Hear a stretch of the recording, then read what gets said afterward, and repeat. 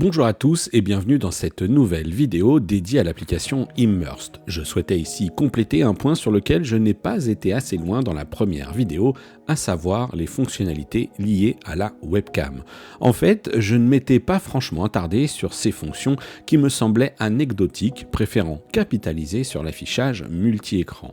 De fait, certains raccourcis ont fait que les informations que je partageais sur l'intégration de la webcam n'étaient pas exactes. Certes, placer le repère de la webcam dans l'univers virtuel peut présenter un intérêt pour ceux qui utiliseraient la webcam de leur ordinateur dans une réunion, mais le but premier de cette fonction n'est pas celui-ci.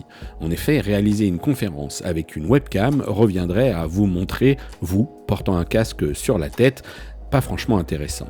C'est d'ailleurs pour cela que je n'y avais pas consacré beaucoup d'attention.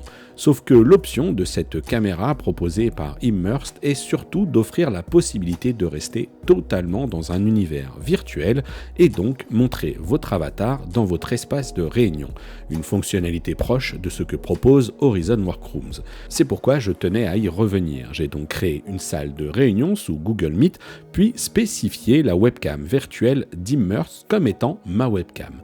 Là-dessus, rien de compliqué, il suffit d'aller chercher dans les paramètres et faire le bon choix. Une fois que c'est fait, vous verrez apparaître votre avatar dans cet univers Immersed comme source vidéo que les autres verront donc également. De mon côté, j'ai remarqué toutefois quelques lenteurs et saccades, sans doute liées à la latence de la connexion sans fil. La chose un peu amusante alors, c'est que vous pouvez déplacer la caméra où vous le souhaitez pour adopter n'importe quel point de vue de la scène. Pourquoi pas derrière vous, où votre audience pourra alors voir votre configuration multi-écran, mais pour des raisons évidentes de confidentialité, ceux-ci resteront noirs. Enfin, j'avais volontairement mis de côté la fonctionnalité de tableau blanc pénible à créer et à utiliser. Celle-ci permet de créer une surface blanche sur votre bureau, par exemple, sur laquelle vous allez pouvoir dessiner à main levée ou avec le bas du contrôleur, en l'occurrence ici, du MetaQuest 3. Encore quelque chose qui nous rappelle Horizon Workrooms.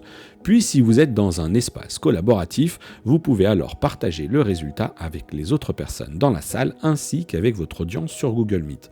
Voilà pour cette nouvelle vidéo qui complète un peu ces fonctionnalités et surtout corrige un point que j'avais évoqué dans la première.